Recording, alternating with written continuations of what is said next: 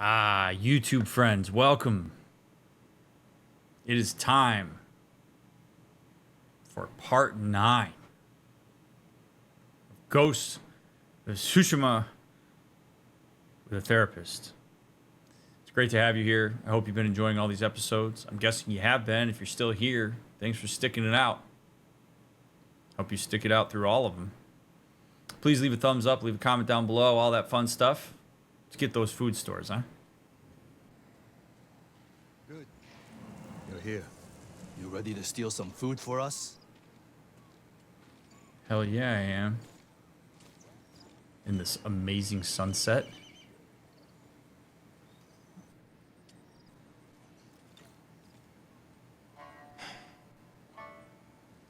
Is this everyone? Just the men who can fight worth a damn. The rest are too hungry or sick. Let's hope we're enough to raid the fort. There's a better chance of seeing cherry blossoms in winter than getting that food. There's always a way. Preferably one that doesn't kill half my men.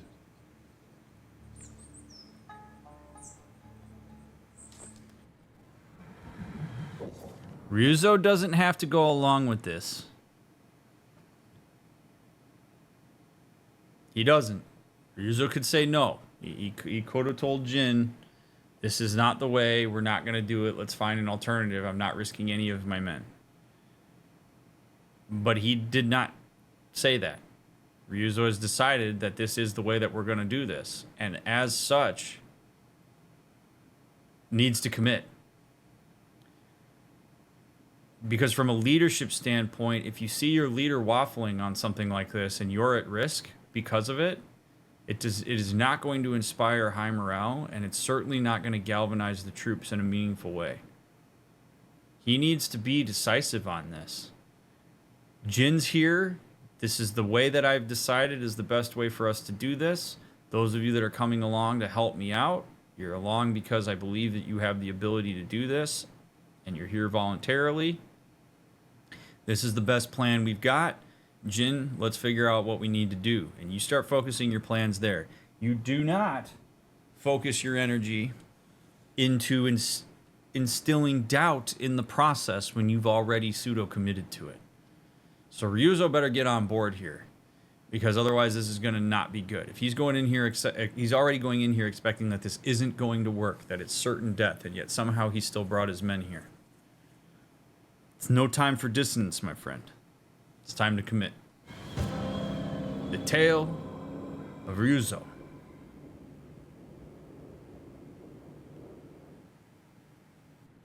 My scout's back. Come on. Grab this cricket real quick.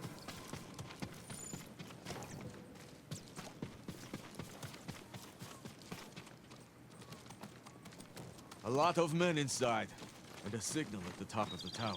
If they call reinforcements from the bay, we'll be trapped. They'll cut us to pieces. Find a place to watch for me. Once they destroy their signal, attack. They'll kill you. If they do, avenge me. And take their food. That's not funny. You got a pretty good dry sense of humor with each other. Avenge me and take their food. Watch the tower for my signal. If you say so. All right, boys. Do not raise the alarm. Disable the alarm in the lighthouse. Okay. Do not raise the alarm. That's going to be...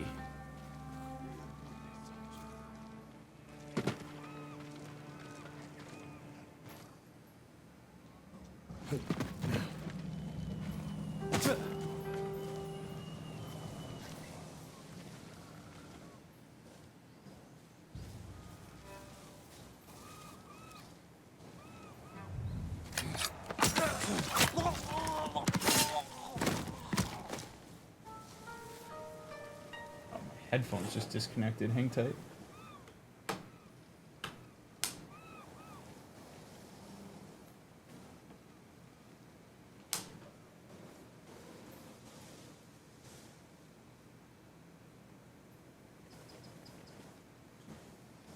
There we go.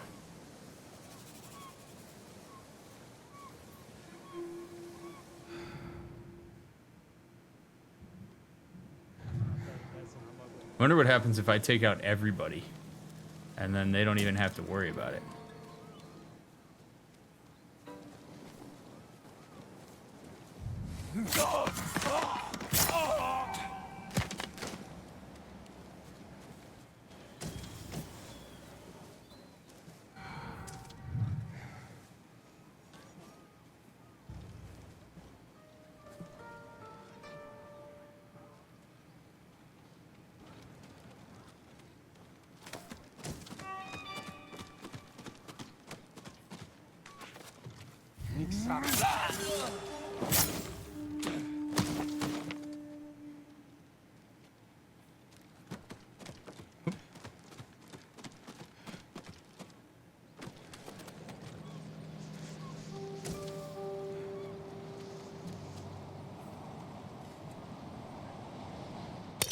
Need to signal the others.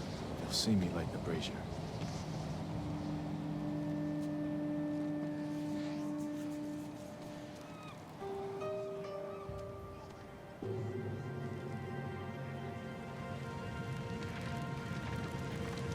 It's time, Yuzo. I guess I don't really understand. Like, that raises the alarm. No, I guess maybe not. 'Cause they don't have time to prepare.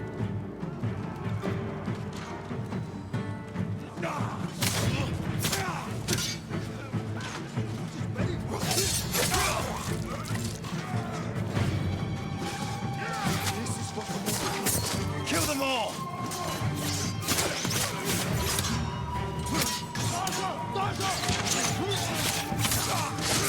Yeah, we gotta take out. Oh, what a duck!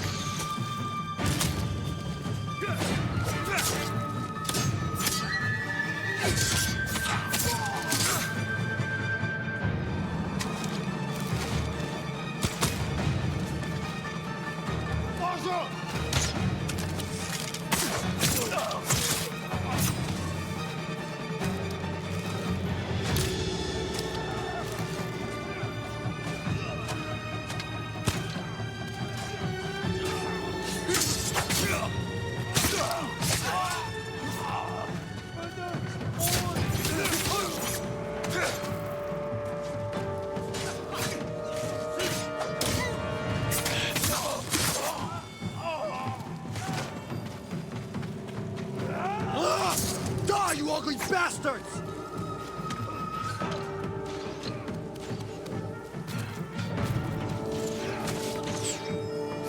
Oh, baby.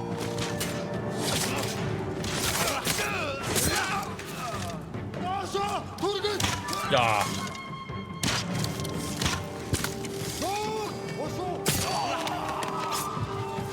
That's the last of them. Look around for the food.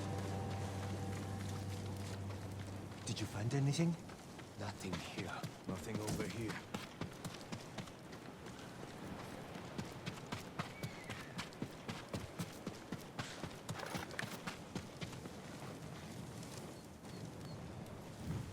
Let's get your men something to eat. Where's all the food? I didn't see any in the tower. Did you find anything? Just a stack of Mongol papers on a dead officer. Let me see. You read Mongolian? If it's in Chinese, I can make out some of it. Since when? Since I had to read Sun Tzu. This was only a temporary depot. They're taking everything. Offshore. Smart. The boats are in the bay. We'll never get out to them. We got in here. You're crazy.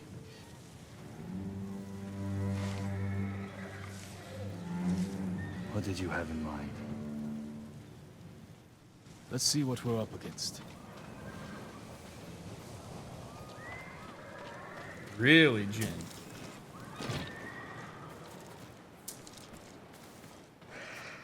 This dude will go to great lengths for his uncle. My goodness.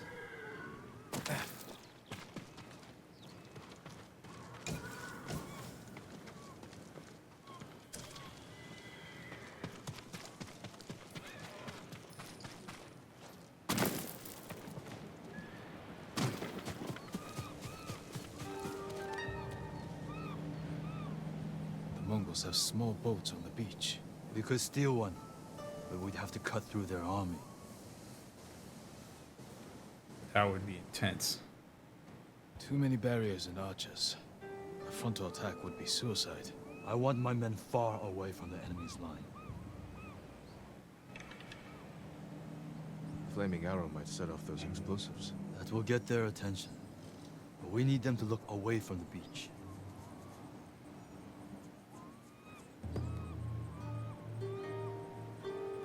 Put your archers on that cliff.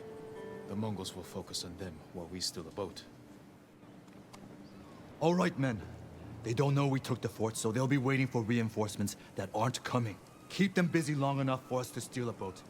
Then retreat into the forest. Look for my torch. That's your signal to attack. Let's find a way down to the beach. You heard Yuzo. That we won't let you down. Watching you fight back there reminded me of Lord Nagao's tournaments. You did whatever it took to win. It was a competition. You fought just as hard. Did I? What are you getting at? Nothing. Just remembering our duel. We'll talk about this later. If we survive.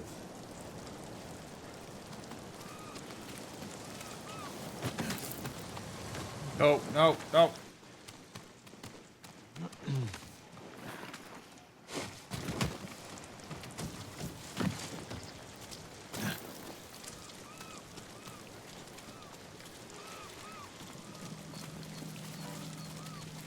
All right, well, this will be interesting.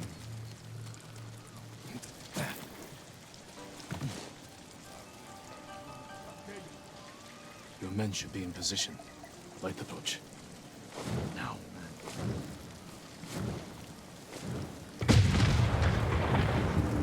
I knew they'd come through. Look at that fire.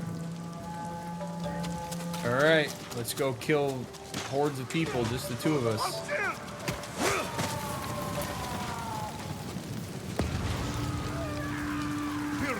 This is the plan. There's no time to fight. We need to get to that boat. Oh shit.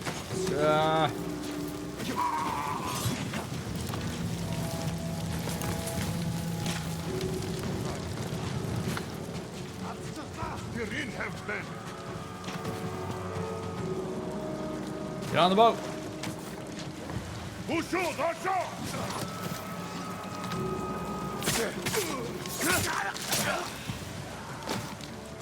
Archers ready?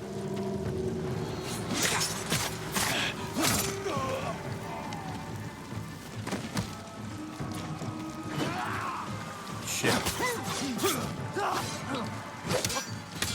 I seem to have messed up.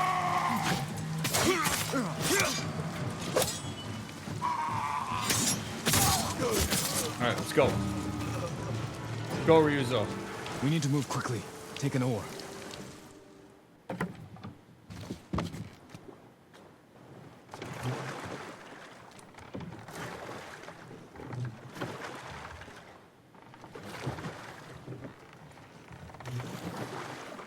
Can't believe no one tried to sink us. Your men distracted the ship's crew, too.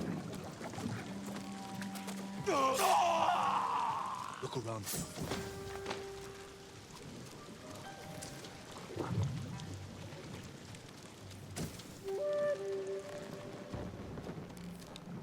Nothing. I never knew our duel bothered you so much. Now you do.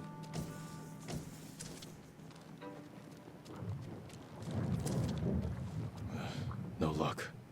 You should have told me earlier. Life took us in different directions. Anyway, it was a long time ago.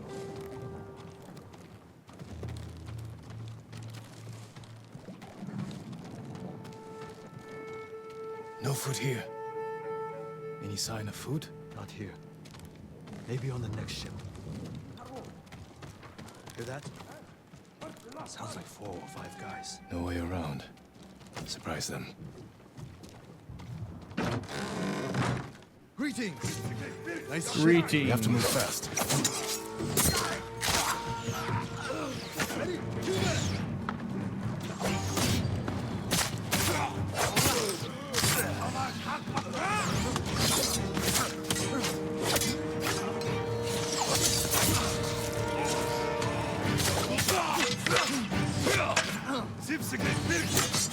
Watchers on the next ship. You bought your bow? Didn't you? I gave it to you and then... Oh god, dude, their archers are so good.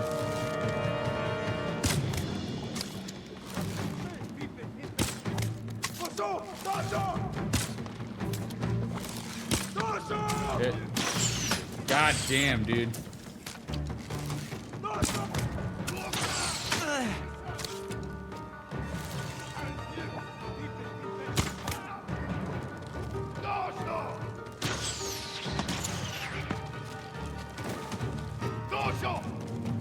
Guess we do it the hard way then. More Mongols. Take them.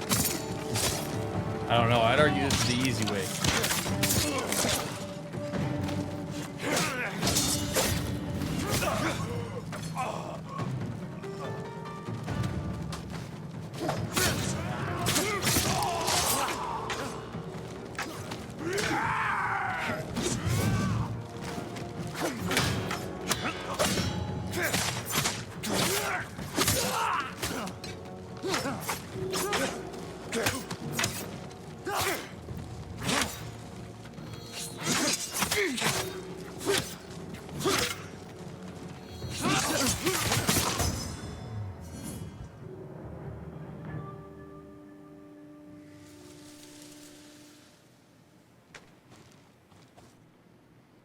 If the food isn't here, it has to be on the other ship. You search here. I'll take the other. Be careful.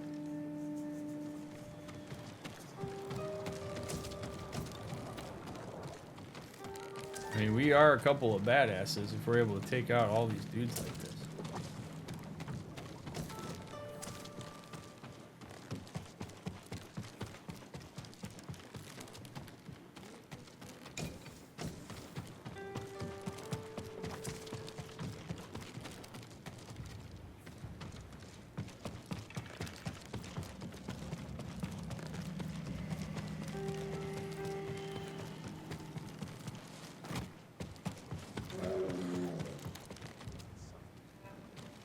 What was that noise?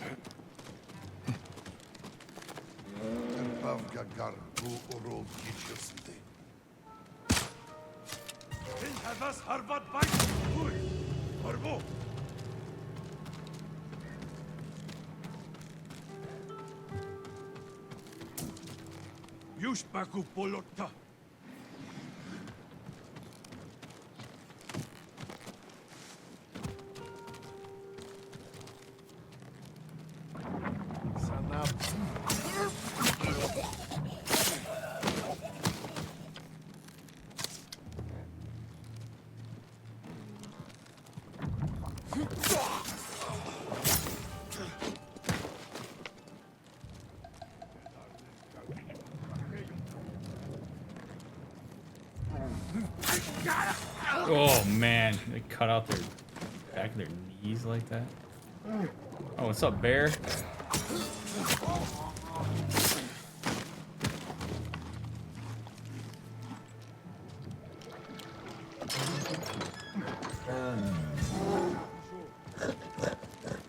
Oh shit, it's gonna attack me?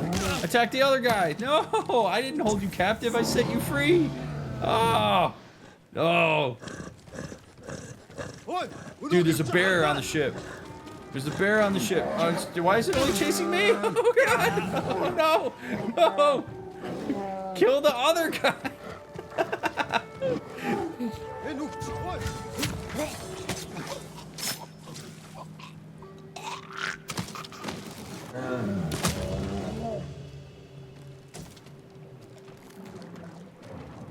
Man.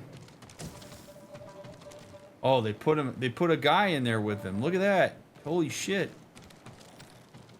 We must look alike.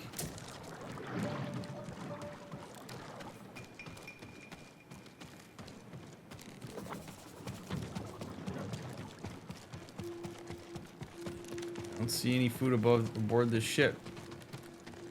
Ryuzo, come on, man. We're...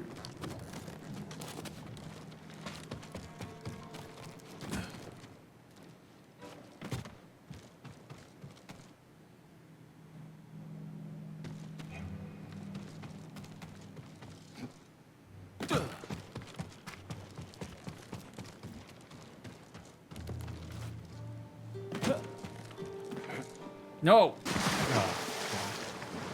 Ugh.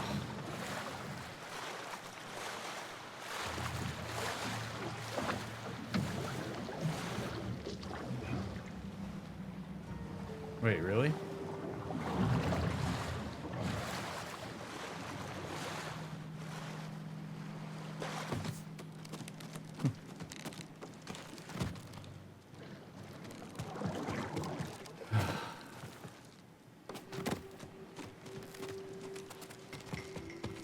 Like no food anywhere on these ships.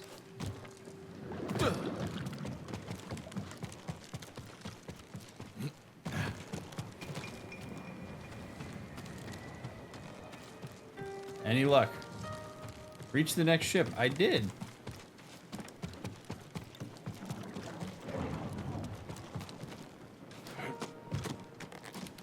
Search the ship for food. Where the hell else is there to look?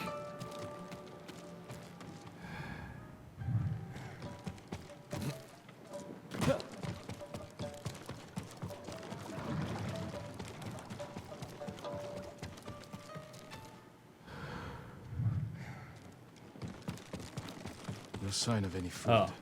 There has to be something. What's in here?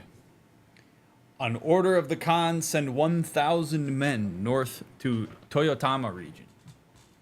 Maintain supply lines across Izuhara region. Command assignments follow. Batar, Asamo, Komatsu prefectures. Nugai, Ariake, Tsutsu prefectures. Temuge, Yarikawa prefecture. Altan, Atsuna prefecture. Bartu, Kin prefecture. Dogshin, Jogaku prefecture. These look like battle plans. Better go find Ryuzo. No food, man. Just battle plans. Yo! Hi! Where the hell were you?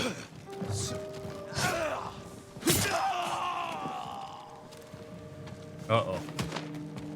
Uh-oh.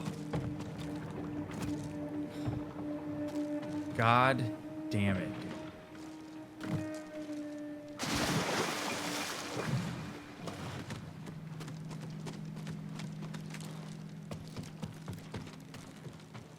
This is not good. I do not like... All the food they've stolen from us. Ryuzo.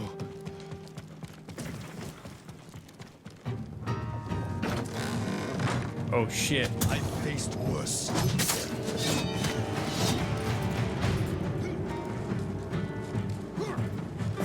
Thank you.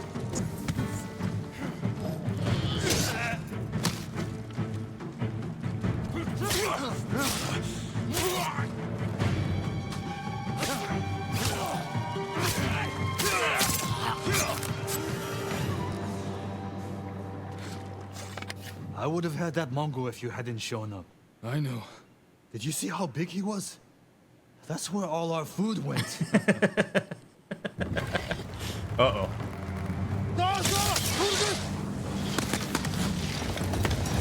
Bastards! They're burning our food. Ryuzo, we have to go. Can you swim? I have to. Fire's spreading. Yeah, we gotta go. Jump!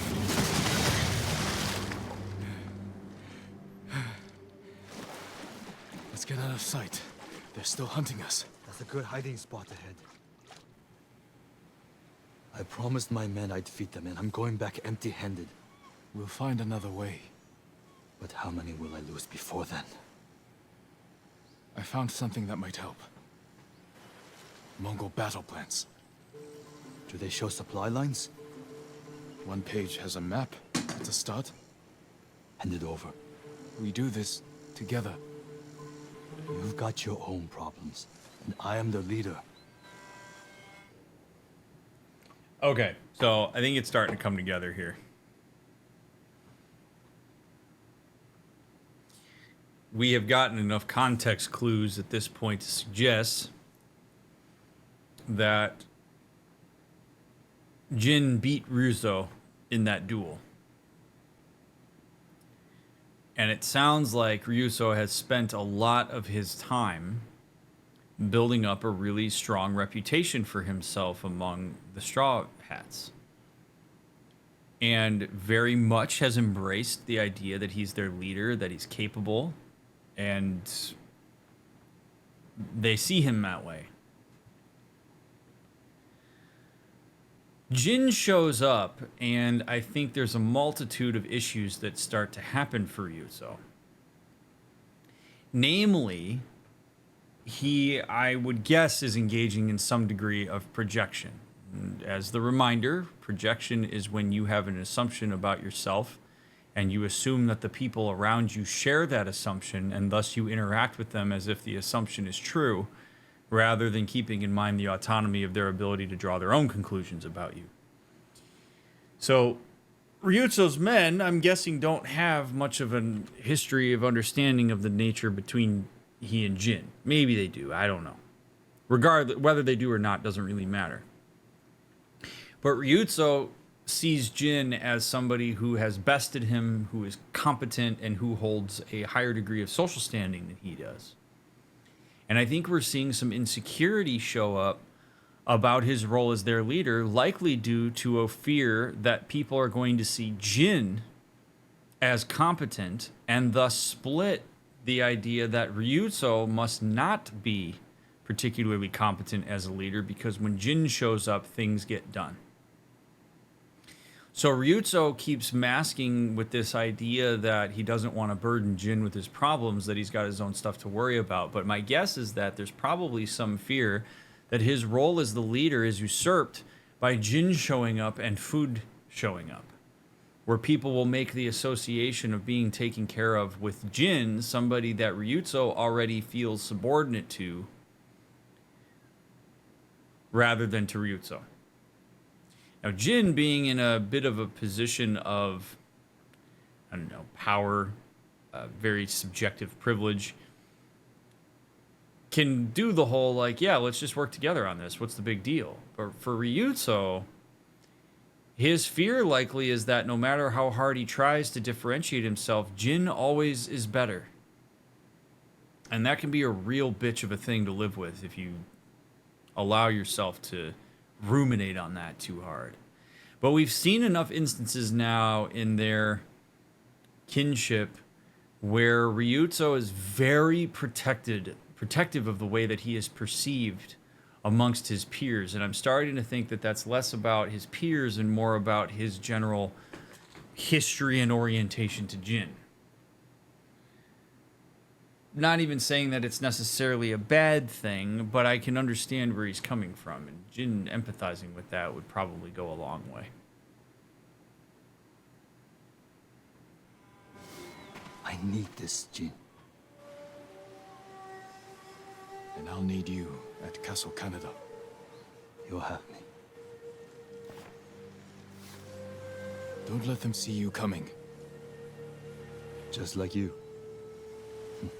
Right, there's a lot of respect between the two of them dyadically, but put them in a group, Ryuzo gets up in his head.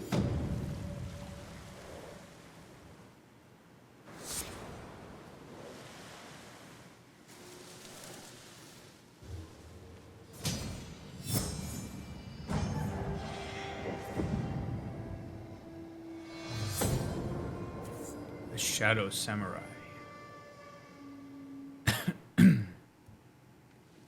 Never use these anyway, so I don't really care. If I pack the Mongols' black powder into a clay pot, I can set it aflame, throw it as a weapon. But I won't.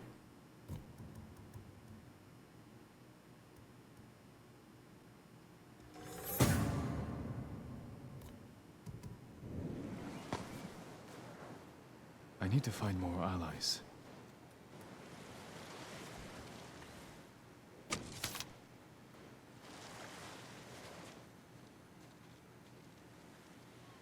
Where did we swim ashore to? Okay, right there.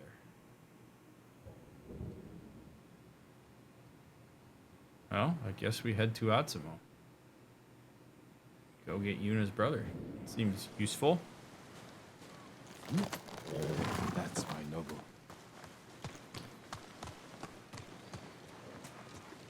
Yeah, I really hope we get more and more history about Ryuzo and Jin. I will say that, like, there's a lot of really cool present moment dynamics that make me very, very curious about the context that they're embedded in.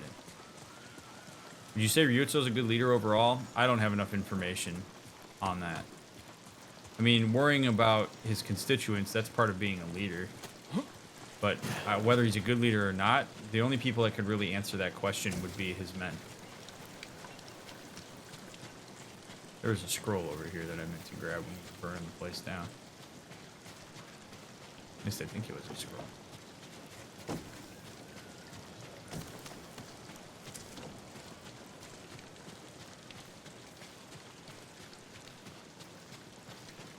I want to know why they had red explosive barrels in this camp. It's so convenient that they would just leave them exposed.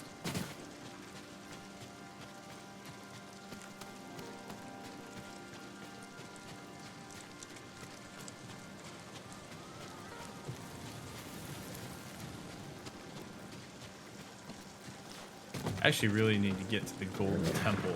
I want to get my armor upgraded. So I think I'm going to do that.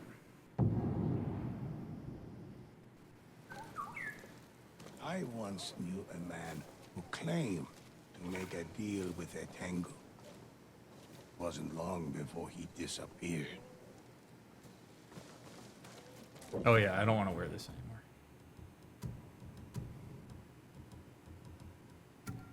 Ah.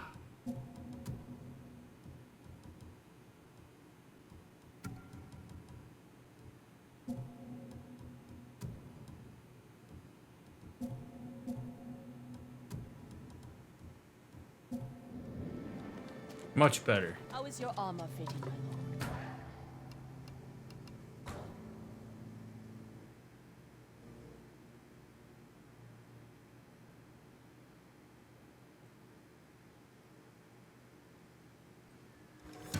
This will keep you safe.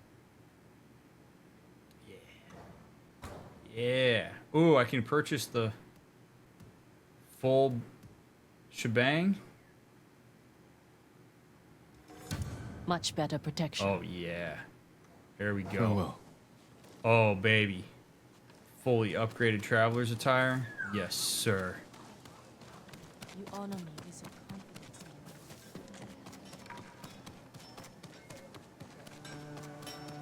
Allow me to keep your katana light and sharp. Oh, I'm light on supplies. Apologies. You don't have what we need to do the Ooh, work. he needs gold. Oh, I have gold. Okay, I didn't realize that. All right, I need some supplies.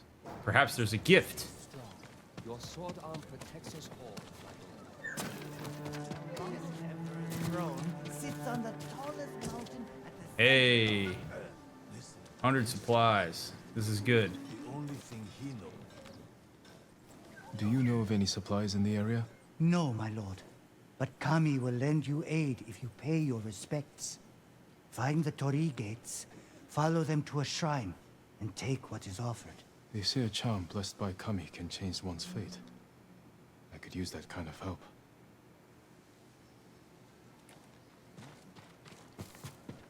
I have friends near Komodo.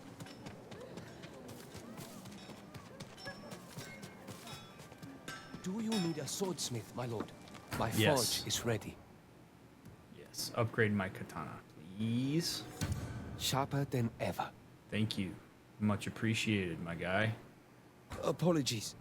You don't have what we need to do the work. No, I sure don't, do I? Oh, that's a big upgrade, too.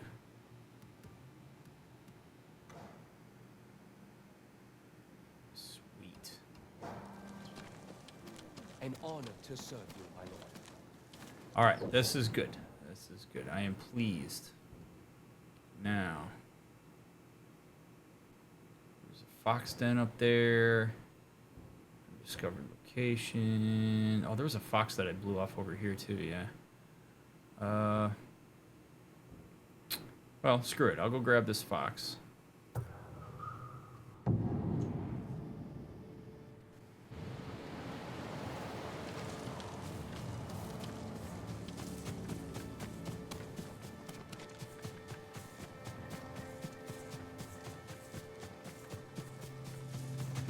Traveler's attire fully upgraded is freaking sick, man. I'm all about it. What do you think, Nobu? Hell yeah.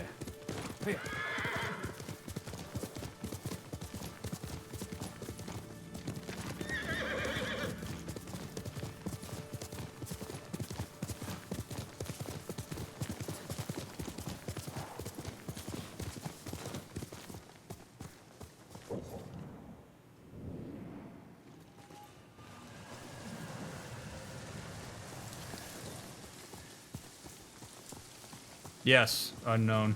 That counts. If you have to ask whether something's backseating, it probably is.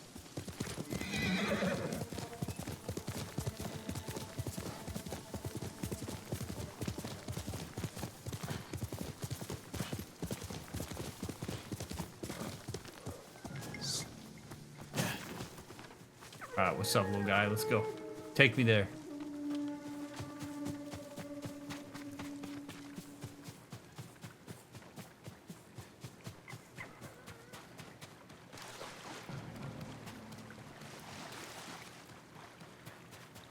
Foxes are cool.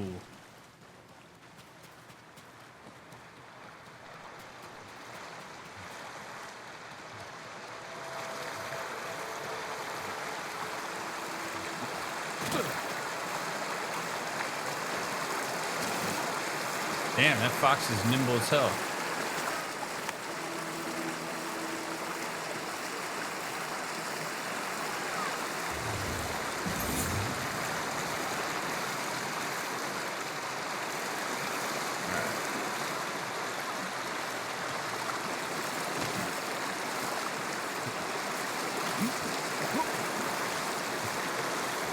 What's your preferred combat style? Stealth or guns blazing? I prefer guns blazing. The sword fights are a lot more fun to me than stealthing. Which is why I generally haven't done too much with stealth.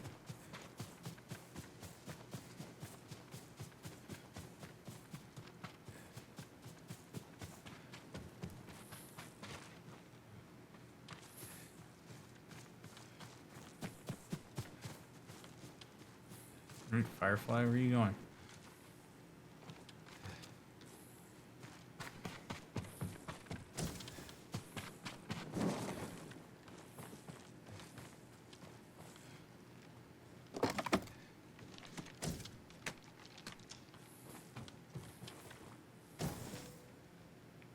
Mongol artifacts. Arul. Arul is a staple of the Mongols' nomadic diet, made of curds boiled in fresh milk. The resulting mixture is combined with sugar and fruits before being dried and sliced into various shapes and patterns. I would totally try that. Would absolutely try that.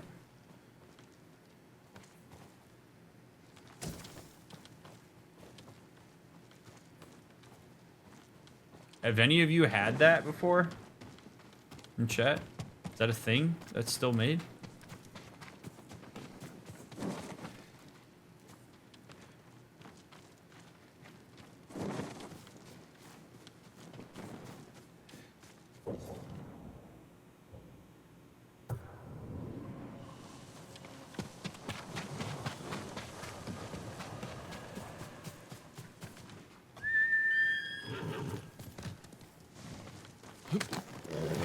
Had when I went hiking in Mongolia. They have spicy versions too now.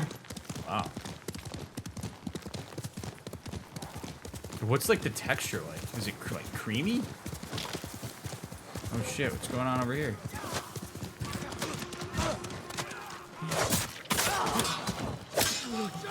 Dude, how wild would that be? Some dude just, oh shit, I'm hitting the wrong button to dodge. Some dude just rides in, jumps off his horse, and slashes you to death. God damn.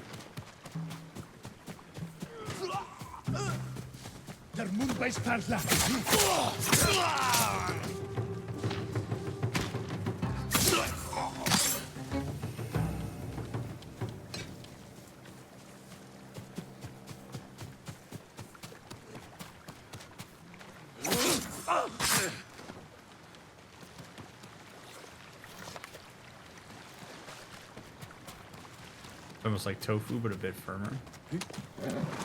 Firmer is good because I don't like how gelatinous tofu is. So.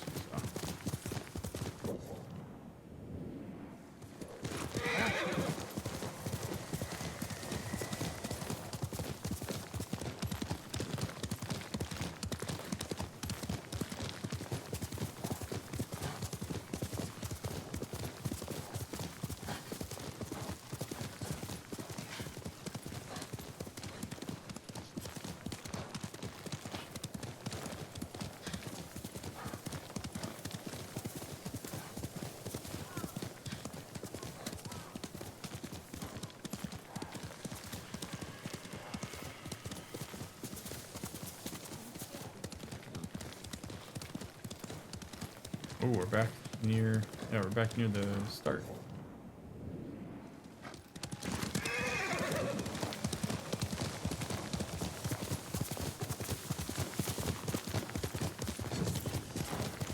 Oh, another survivor camp. Nice.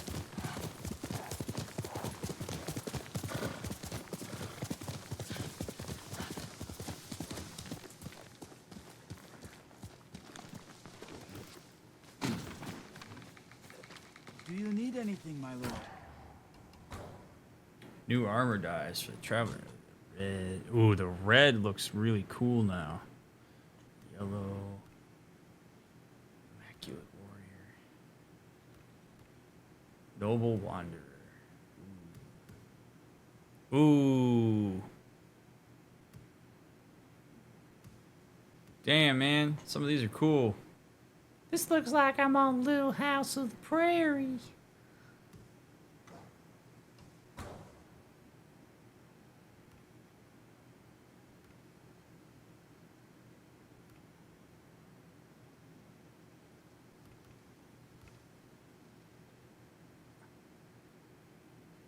Straw Hat is cool, man. You have my thanks. Go with Kami's protection. All right. Ooh. Do we go to Masako? Up by Komoda Beach? Or do we go do Yuna?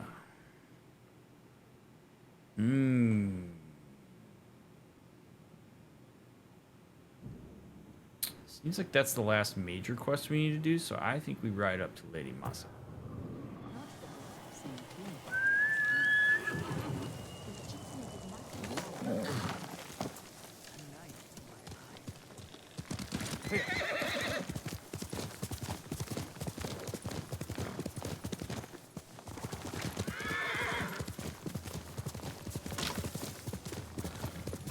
Challenge me!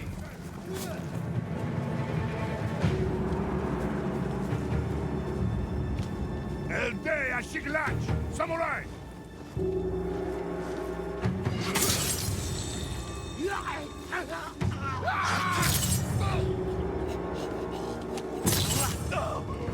Beauty.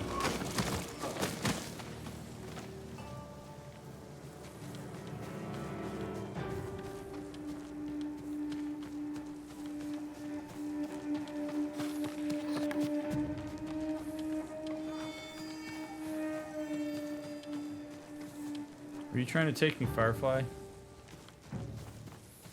Oh.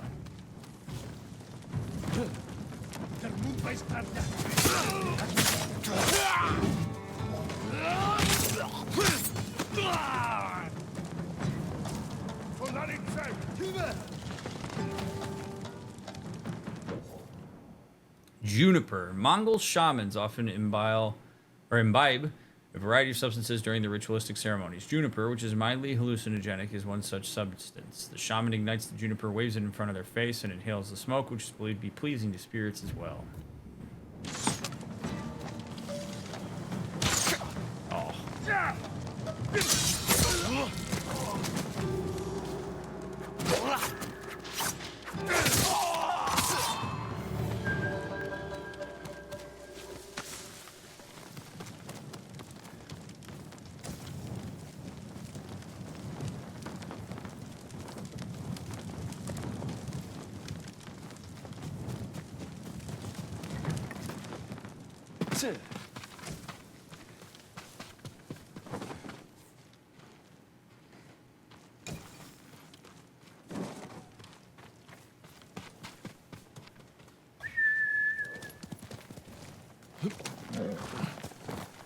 All right. Away we go. Another fox stick. All right, show me the way, buddy.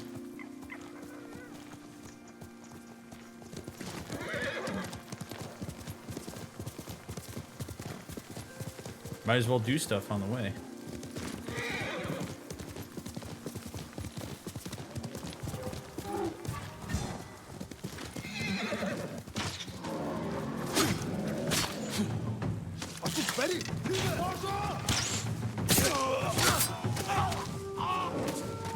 That bear attacks Mongols.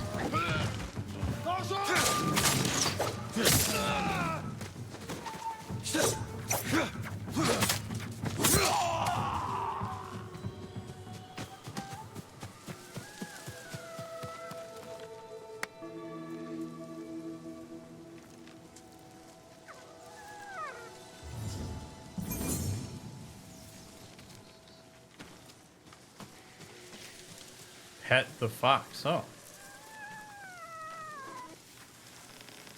Oh. Give the scratches. Scratches for the fox. Just like the kitty man laying on my desk. Oh, my cat's so cute. He has to go to the vet in an hour and a half. He's gonna be so mad. He's so perfect right now. Passed out on my desk.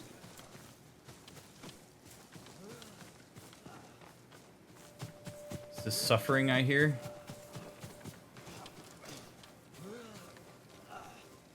You take your arrows and then kill it.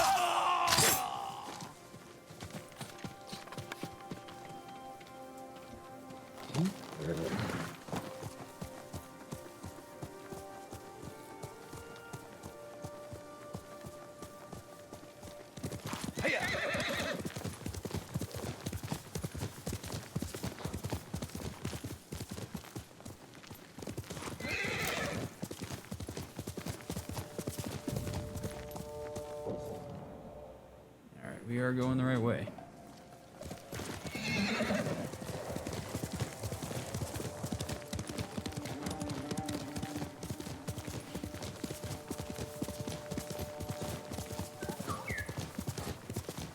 Oh, what's up, birdie? Alright, Nobu, I'll see you up on the other side of the cliff. You're gonna be like Master Ishikawa, where you'll find your way around while I do the hard part. Where you taking me, birdie? Up there? White dye merchant. Okay. Damn! Look at that view. Oh.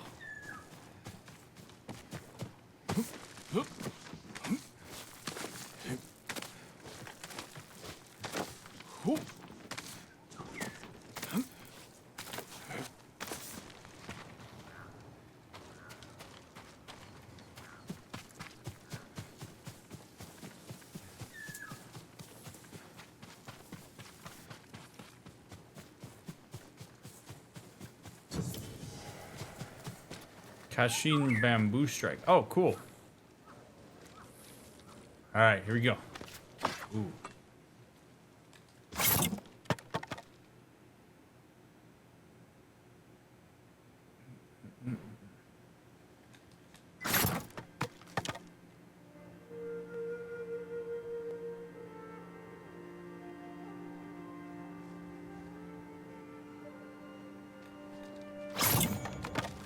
Yes. Yes. First try. Yeah.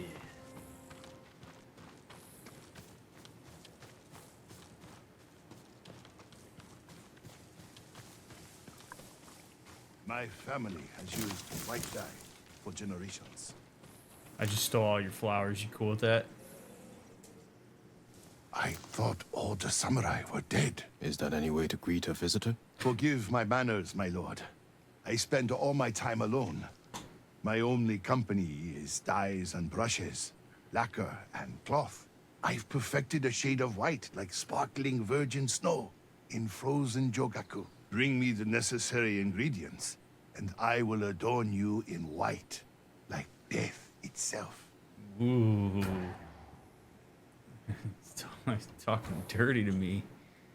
Oh shit. Okay, that does look cool as hell. Oh baby.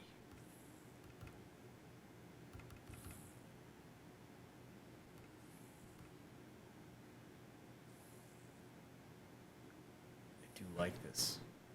I got a lot of flowers. You'll gleam like frost on the cloudlit day. Pure intent headband. Wow, 20 flowers today. Ooh. Oh, I would never wear this, but it's cool as hell. through a Manako mask worn by the god of thunder. Dude, come on. This with like a cool ass hat would look badass. I don't know. Do I buy it? Just for the... yeah, I gotta have it. I have to My have it. work is impossible without the right materials. Well, you've done well, sir, and I appreciate it.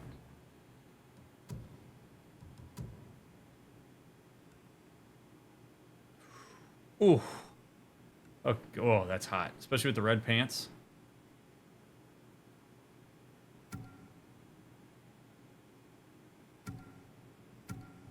Oh, you can do the different levels of upgrades too? Oh, man.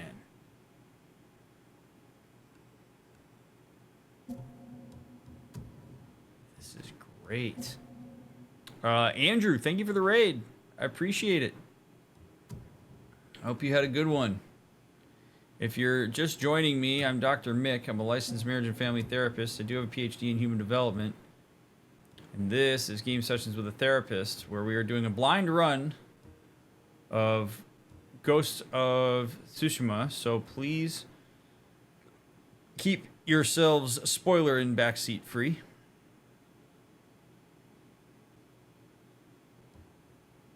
Ooh, I think the red hat works with this now because I got the red pants. Like, I'm well accessorized. Look at this. Oh. Oh, baby.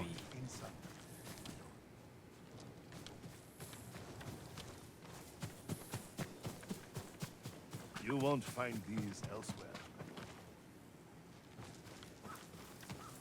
My I wanna know what that- eyes are white as fresh snow.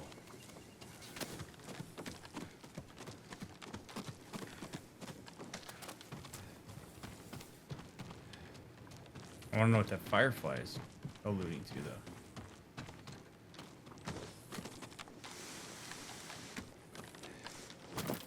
Firefly, what do you got me looking My for? family has used white dye for generations.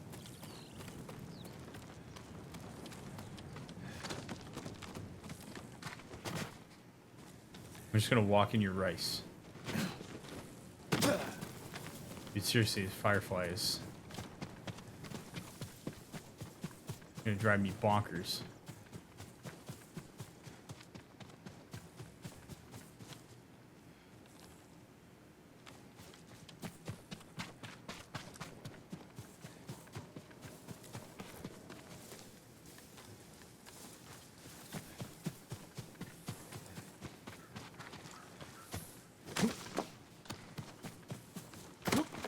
Means there's an artifact around here. And I really want to know what it is.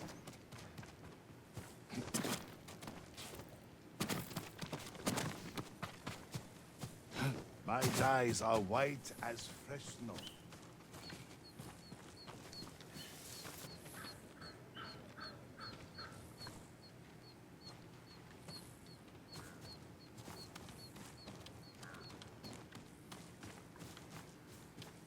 Dude, it's like, it's so weird because it's like I can't tell if the firefly is following me or if I'm following it.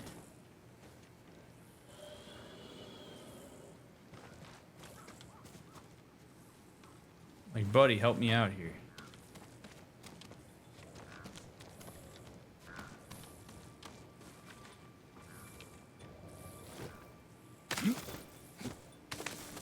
Oh, there we go. Sashimono banner. Earth One Ash, thank you for the 16 months. I appreciate that.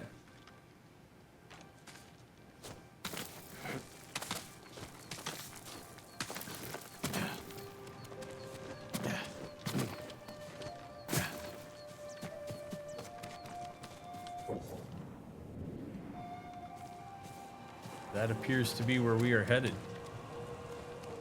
Damn, look at this. Oh! It's hot. It's hot.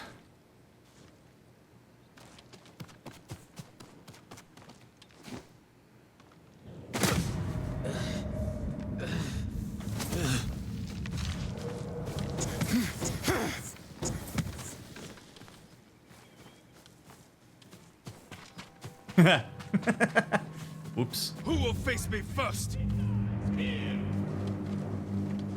my new drip. Won't let I will you kill bloody any more of us. my white attire with your blood. Yeah. Yeah. Oh yeah? Yeah.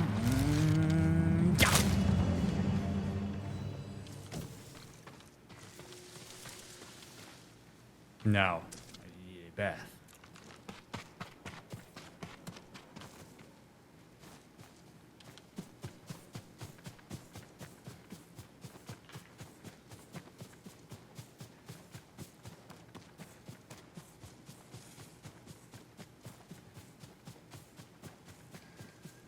This looks like a big ass Mongol town.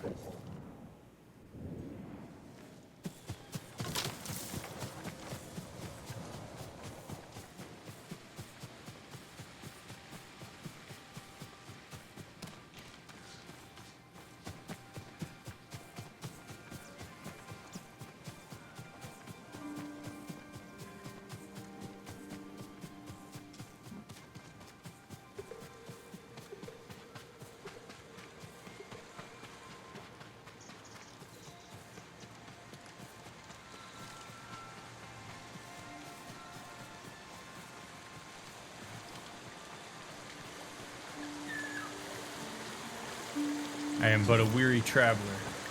Come on to town. So full of life. Hard to believe you and I survived this.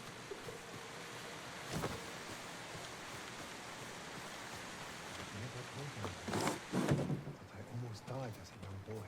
You did? What happened? I was playing samurai in the forest far from home. There's a deer in your home. Night fell. Guys, do you know there's deer in your home? How did you get away?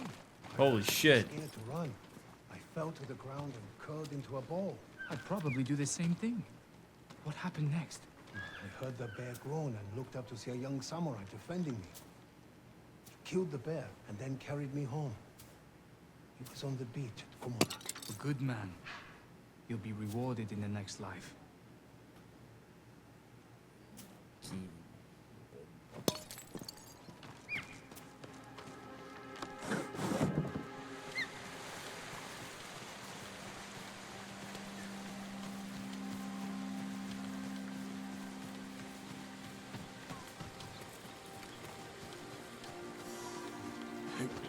Yeah, man, this place is in shambles.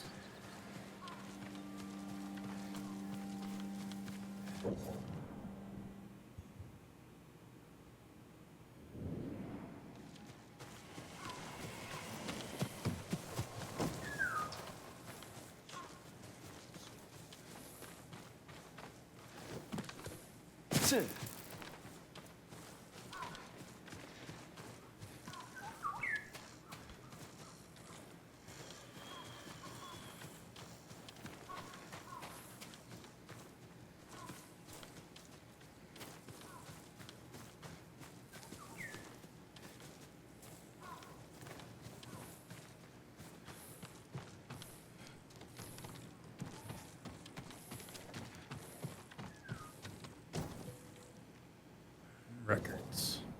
To my love. I'm so grateful you weren't here when they came. At first, it was just a ship or two far off. We thought they were merchants from Goryo.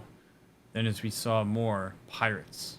But then thousands of them appeared and stopped right off the shore, like silent Oni watching us from the waves. I've never known fear so strong I could taste it. I hope you're safe and that I'll feel your embrace again one day. Dude, that would be terrifying. That would be just so awful.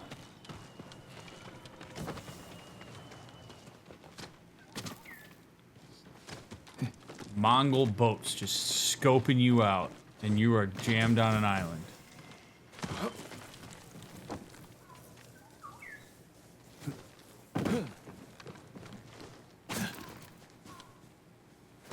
Mongols are good with psychological warfare, that's for sure.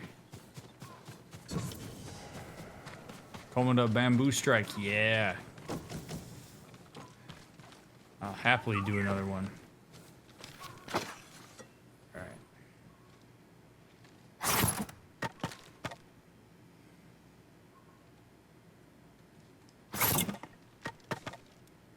right, here we go.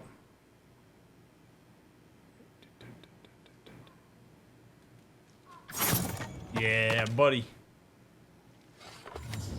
It's maybe one of the best QuickTime events in all of video games, in my opinion.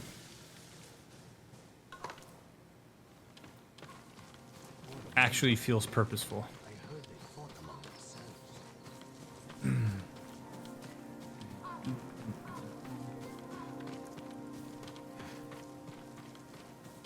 So many things to do.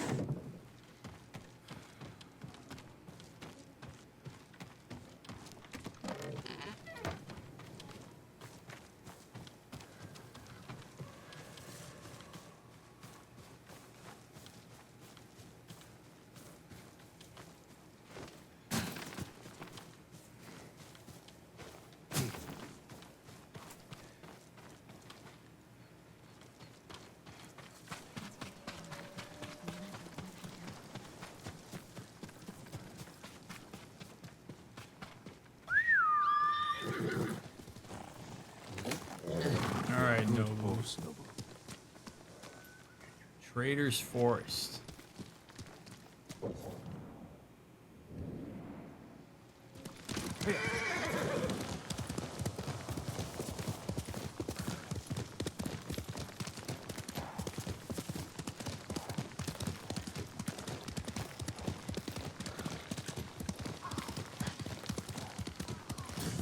Hey. Excuse me, Nobu.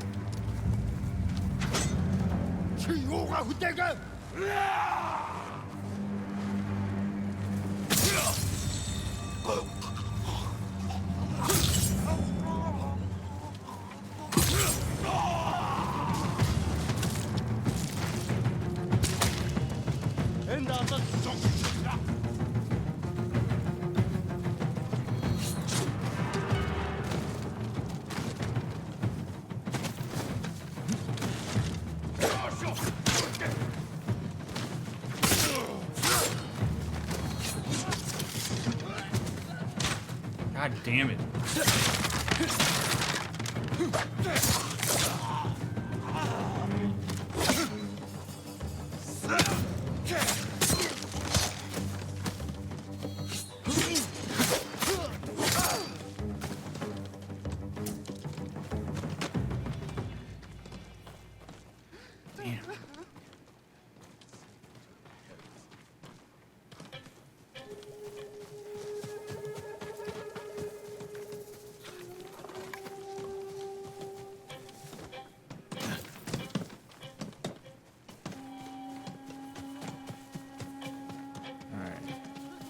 I'm not in Mongol territory. The Mongols are in my territory.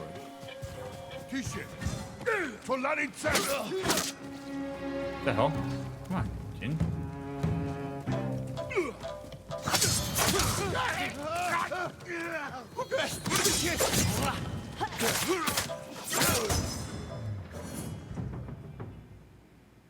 There we go.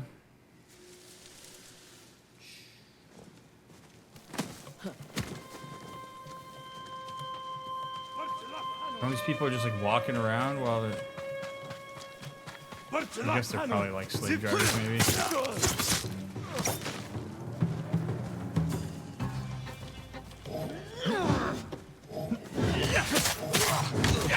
Ooh, 3? Who's the big boy? Ah!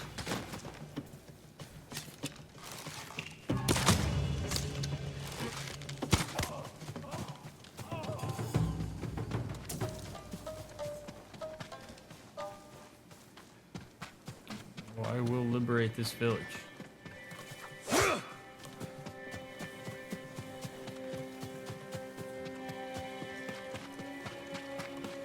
Yeah.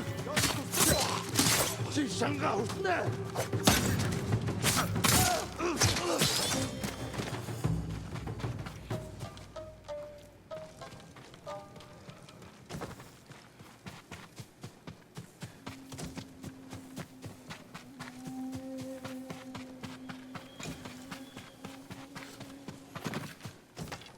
make me wonder if these fine people have just sort of like embraced their fate, just like not even running away.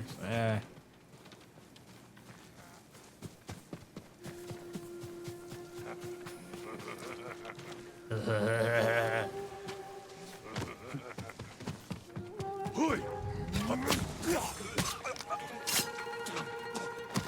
It had to be done.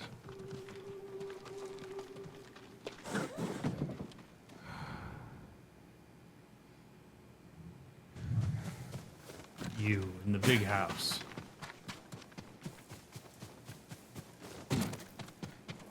Stay strong. They're upstairs, aren't they? I'll get them, don't worry.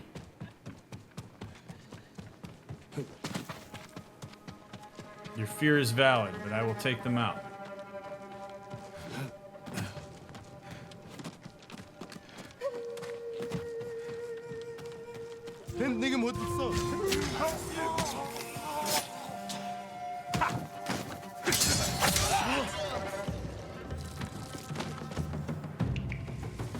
They killed me.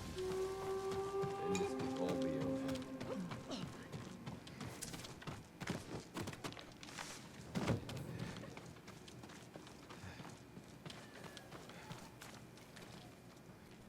I saw a flock of birds circling in the sky, my lord. I went to see where they were, and found the most beautiful place. I sat and stared, lost track of time. We all need inspiration these days. During times of conflict, warriors would visit such places and write haiku. I heard the art of haiku prepares the mind and body for battle. Is it true, my lord? It is. But you don't have to be a warrior to benefit from poetry. That's right. That's right. We can all benefit from the beauty of the written word.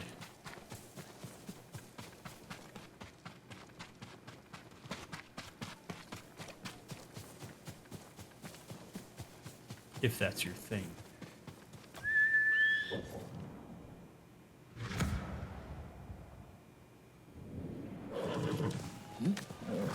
All right, making good progress here.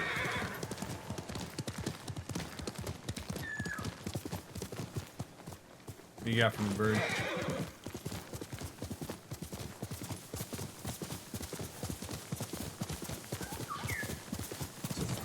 Ooh, another pillar of honor. What kind of katana we got here? Genbu's darkness for warriors who celebrate the shadows. Oh, that's pretty cool. Not as cool as mine, but it's cool.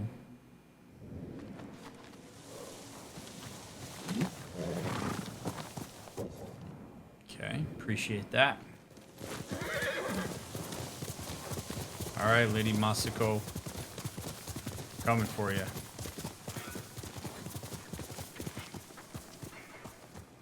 Oh, shit. All right, Komoda Beach.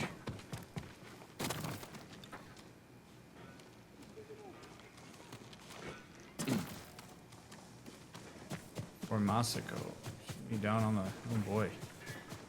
All right, Nobu, you chill right there. Daddy's going to the beach. Masako! Looks like you got some crazy shit going on, Masako. You're doing just fine holding your own.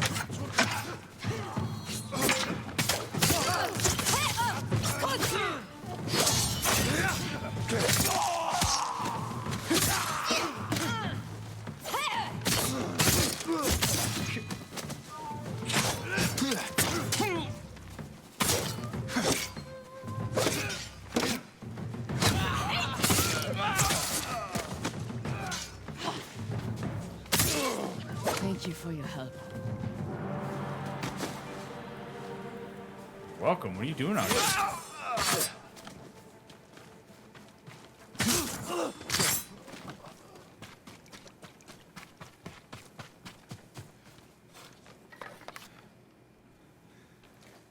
What are you doing here, Masako? Looking for my family. I already found my husband, but I've yet to find my sons. They died as warriors, defending our home. Did you see where they fell? No. The battle was chaos.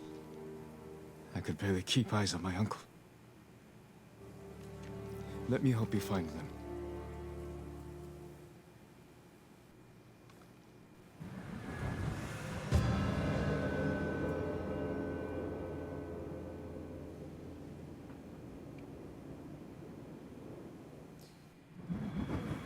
So humans are a little more interesting here than other animals. In the sense that animals understand death, or at least many of them do.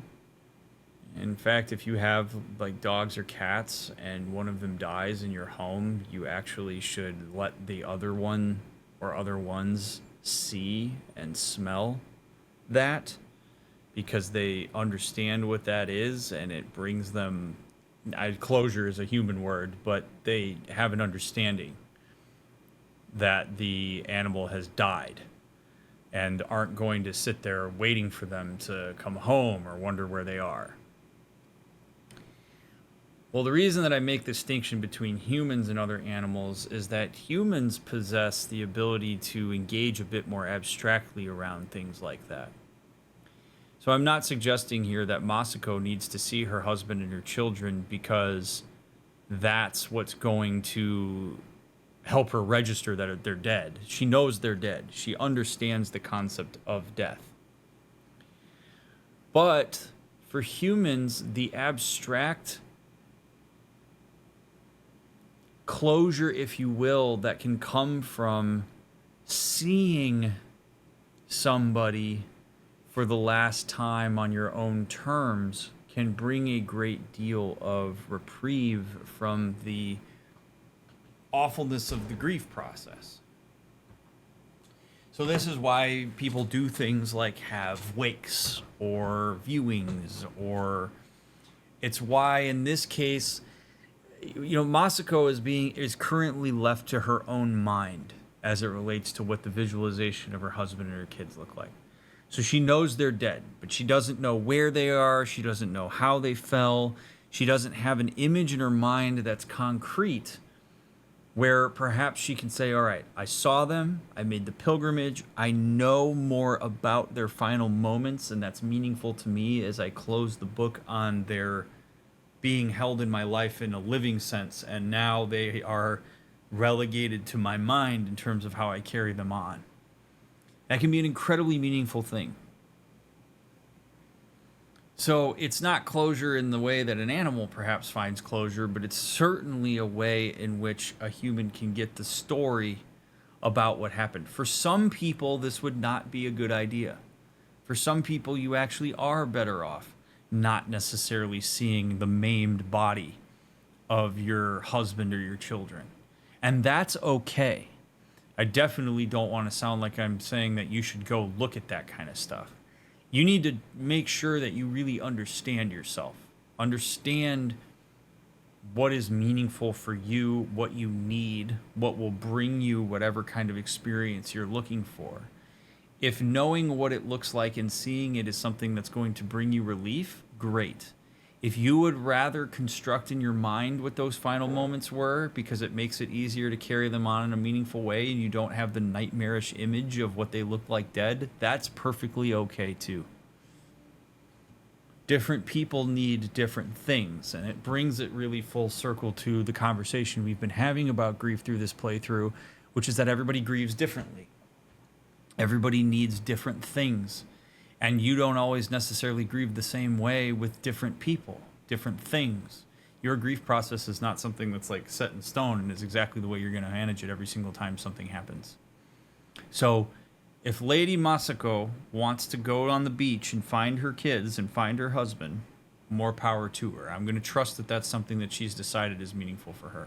And it would not be right for Jin to say, I don't think that's a good idea.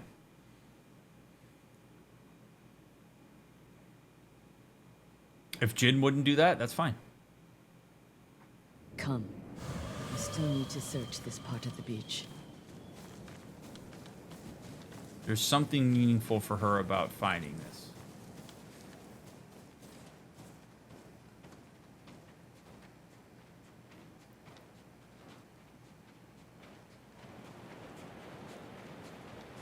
Look. Over there.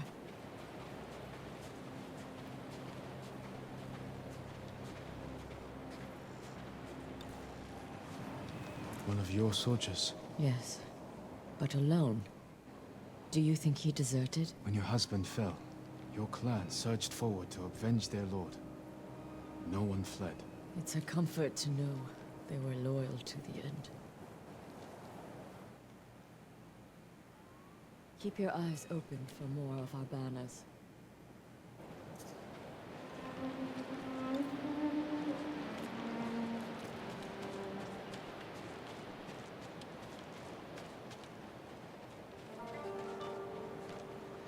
So for some, this could be traumatizing or re-traumatizing.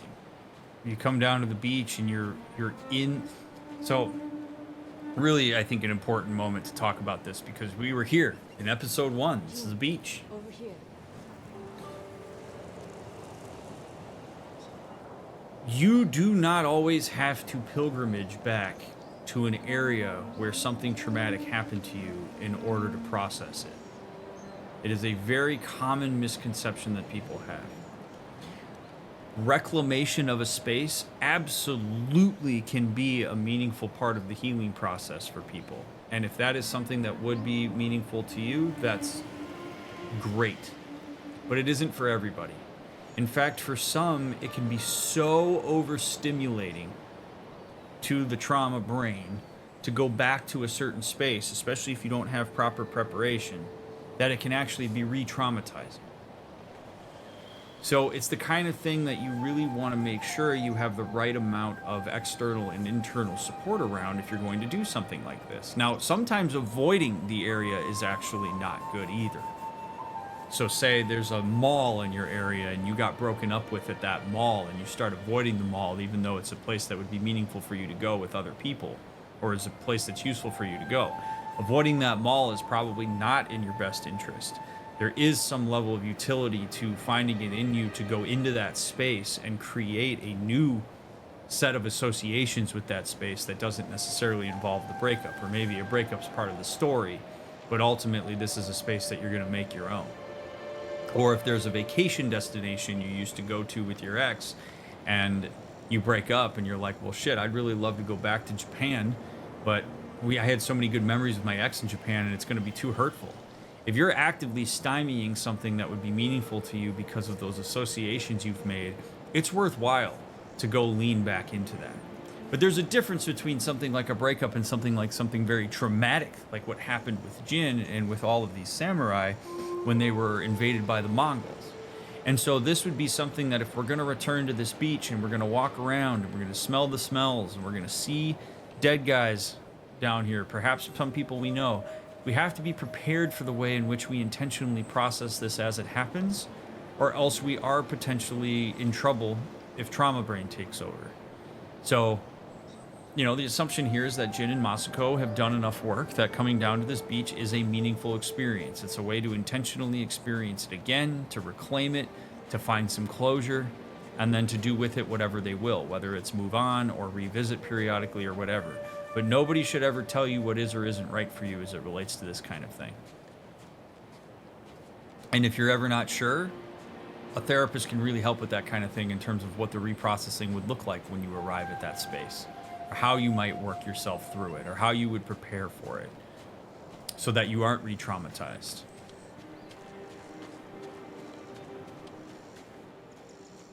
He was riding down the beach. Then we will continue in that direction.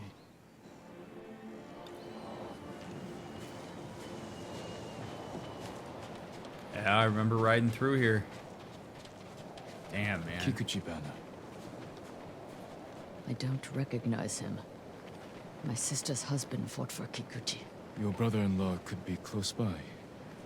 Should we look for him? Right now, I just need to find my sons. Totally understandable. One of our banners. My horse. I almost died with him. What happened? My uncle saved me. We will return the favor. The important thing is, you endured. Ooh, that'd be rough, man. Seeing your, like, dead pet there like that. Ugh. Who is he? This is Masanori. He was too young for battle, but his father was old, so he went in his place. Not only a brave soldier, but a good son. Yes, but where are mine? Made it farther in, apparently. Naga warrior. The Nagao archers fell many Mongols. Their skill was unrivaled. If only Sensei Ishikawa had been with them. Probably would have died too, Jin.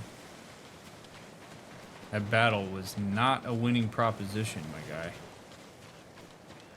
Your uncle's banner. During the battle, when I saw these colors on a fallen man, I feared it was my uncle. Only fools have no fear of death.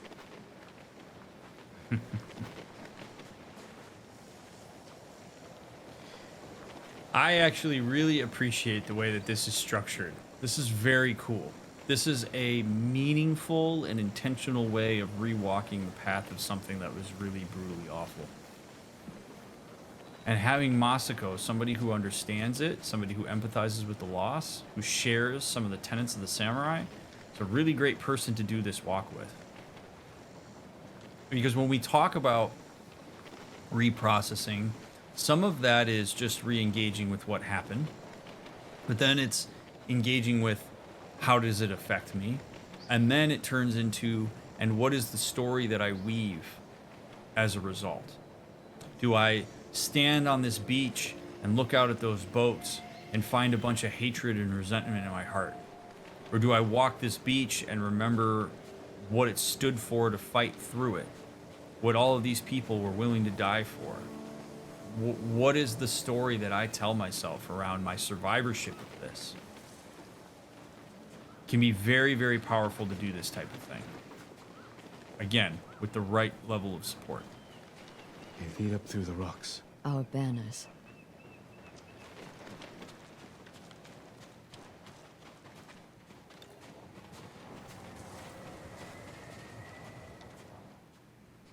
Here we go. Uchikage, a close friend of my son's. He would have stayed by their side. They must be near. This way. They left their dead to rot. Like discarded trash. No.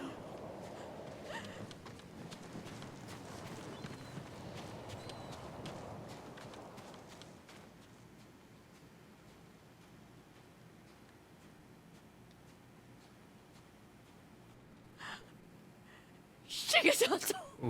Yasanari! Strung up like animals. Let's get them down.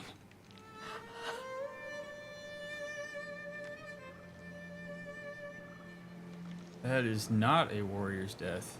They should be with our family, buried beside their wives and children.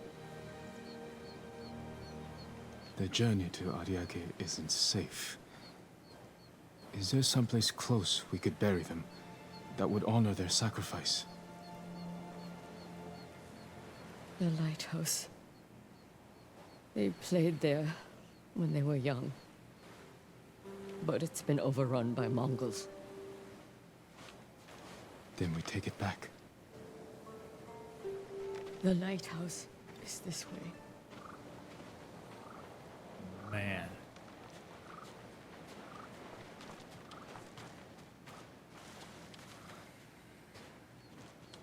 That is a brutal thing to see. But again, now it's okay, so what do we channel it into? She wants to have them buried. Now, admittedly, this is actually an area where I'm I don't design video games. I don't make them. I don't know how difficult it is. I just know that it is difficult. This would be quite the moment if we were to pick her son's bodies up, put them on the back of the horse, transport them to the lighthouse, feel the heaviness of what it is to drag their bodies through the sand and carry them, where you see their mother have to hold them in death after they're down from the tree and deal with what it is to carry them for the last time to a resting space.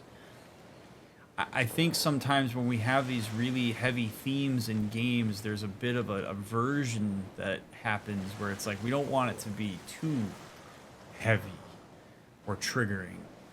But I think we lose a little bit here where their bodies aren't with us. And maybe we get them later on, but like we didn't see them cut down. We didn't see the care with which she would have laid their bodies to rest. Like that would give us, I think, more of a empathy for Masako, especially given what our mission with her was like prior, where maybe we start to understand a bit of why she was so ruthless. We see the softer side of her, the mom in her that didn't want her sons to die, but appreciates that they died in a way that she respects. Like that stuff is super heavy, and it happens through some of those actions and moments. They loved climbing that tower. If they didn't come home at night, I could always find them there, gazing at the stars. You are a good mother. I used to think so. But my children are dead, and I am alive. There's no greater failure. I felt that way when my mother died. That I'd failed her. But you were so young, and she was ill. There's nothing you could have done. Even if that's true, it's a cold comfort. I know. Yeah, I mean, notice how much easier it is for Masako to find empathy when it's with somebody else as opposed to herself. I mean, no parent should ever have to bury their child. I mean, that's a given. But yeah, that sense of responsibility that a parent has for their kids, that's an incredibly hard thing to differentiate yourself from when you're a parent. Even as your kids go along into adulthood, there's always that part of you that saw them when they were early on developmentally in their life, where you were the one that was tasked with keeping them alive and facilitating their survival. That doesn't just go away. Kids do a much better job differentiating themselves from their parents in that way, because they're like, well, I'm an autonomous 30-something-year-old and I don't need my parents' care anymore. And that's true. And your parents might even conceptually know that and understand that. But there's always a part there of a parent that believes that your child should outlive you and should have a prosperous life that was better than your own. And so when Masako sees that her children are on the beach hanging because of a battle that they were in, she gets into the mom part. The mom part that couldn't protect them, that would have loved to have dove in front of the katana and taken it for them and bought them a few extra seconds to survive. I mean, that is going to live with her forever. But I do think that as part of her processing of this, it's important for her to engage with the fact that this is something that her adult sons, as far as we know, chose to do. That they were raised with the idea that wherever they had been, wherever their development was facilitated, was meaningful enough to them that they were willing to put their lives on the line to protect it.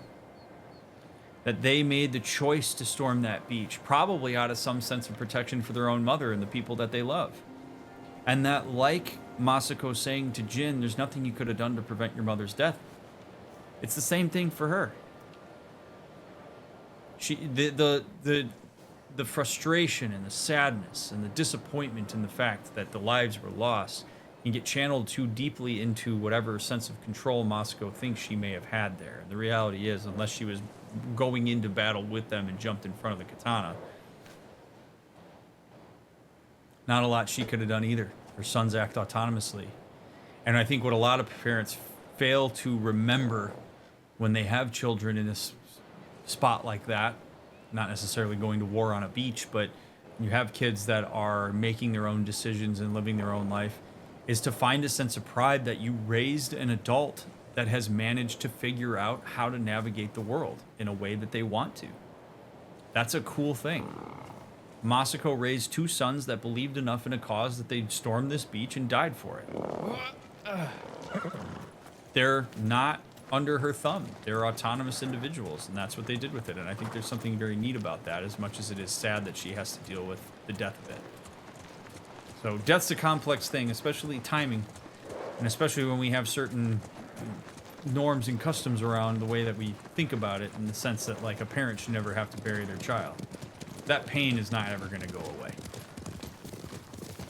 She just has to find meaningful, healthy ways to manage it, instead of, you know, facilitating the death of other people via not so ethically sound means, like what we saw earlier.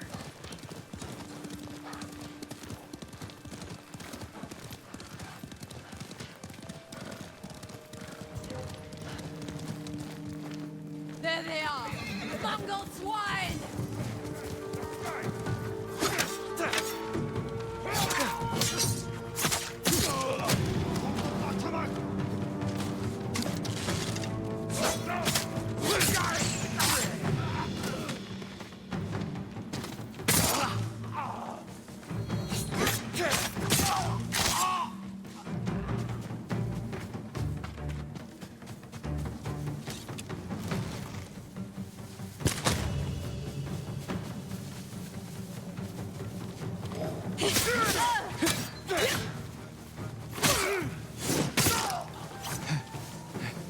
Stay ready. There could be more. They're coming up the hill! Watch the grass.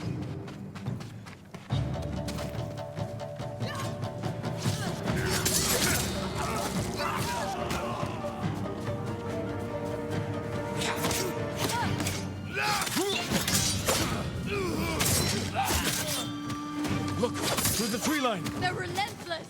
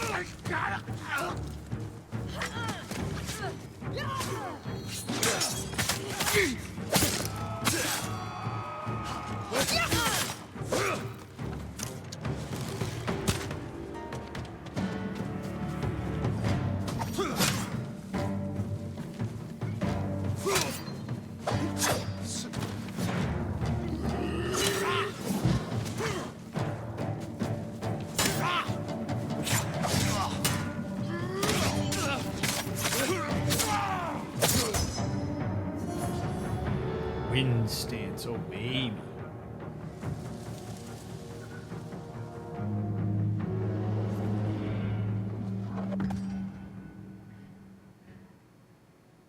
Wind stance is highly effective against spears and axes.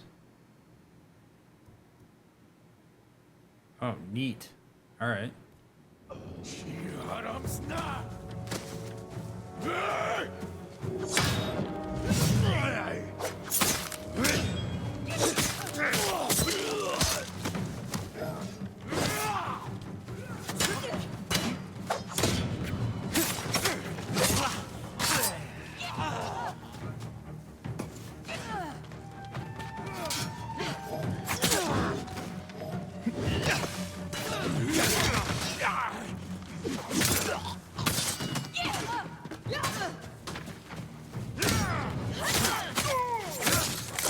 I don't see any more.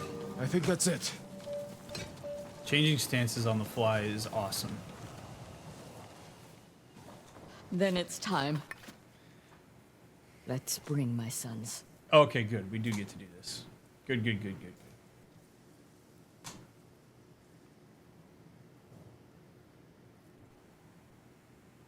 I never let them spend the night here. Even when they grew older. I always called them home. That's what I missed most after my mother passed.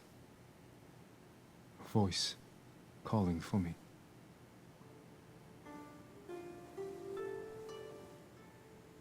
Take comfort in knowing she is at peace. They all are. I'll see you in Toyotama. There are still conspirators I must find before I can rest. But for now, I'd like to spend some time with my sons. I understand. Be well, Masako.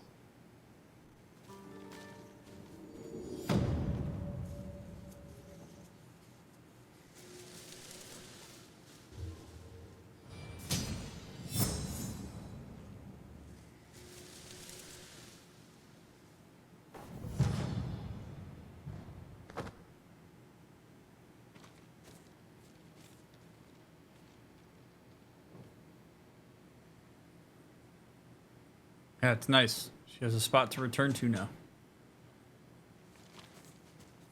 And meditate and remember. Hopefully find a way to make peace with the fact that she's still alive and outlive them. You know, it's okay to... So the thing that a lot of people struggle with, the death of loved ones, is the idea that the world continues moving. Your world stops, but the world doesn't. And there is a fear sometimes that in grief or in the aftermath of death, that if you find joy, or that if you continue to live your life in a way that's meaningful for you, that is somehow leaving the dead behind, or that you're doing a disservice to their memory. And that's not true. The reality is, they're dead. They're not around to see the way in which you live your life going forward. And I realize there are some people that may subscribe to a religious doctrine that says, oh, but yes, they are. They're up in heaven or whatever watching, and that's fine. But ultimately, it's so important to remember that sacrificing the rest of your life and the potential for your satisfaction, at worst wasting those years because you don't want to leave behind the people that died, is not the way. People live on in the way that you carry them in your mind and in your heart. Like, you can keep people alive via the memories you have of them, via some of the rituals that you engage in. And you can move to appreciate other aspects of your life, and perhaps you recouple, or you find a new hobby, or you, whatever it may be. There are things that you do that provide meaning, and maybe there's that first day where you don't think about your dead kids, where the next day you go, holy shit, I didn't think about them yesterday. I didn't think about my grandma's death for like a week. People get really unsettled by that because you believe you're supposed to somehow think about them every day. And if you don't do that, you're an asshole because you're moving on in a bad way. And that's just not true. It's just part of the process. There will be days where you don't think about the dead. There will be days where you live your life to a satisfactory way and they didn't enter your mind, and that doesn't mean they weren't still there with you. You can still have rituals, you can still carry people around, you can still think about them from time to time when you have things that remind you of them, and it's great.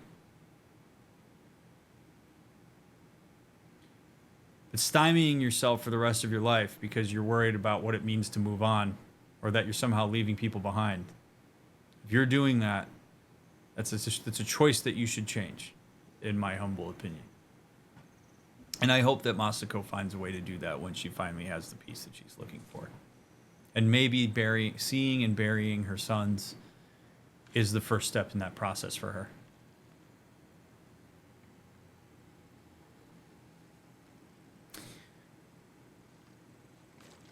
So we will leave her to her sons behind the lighthouse. Allow her that time.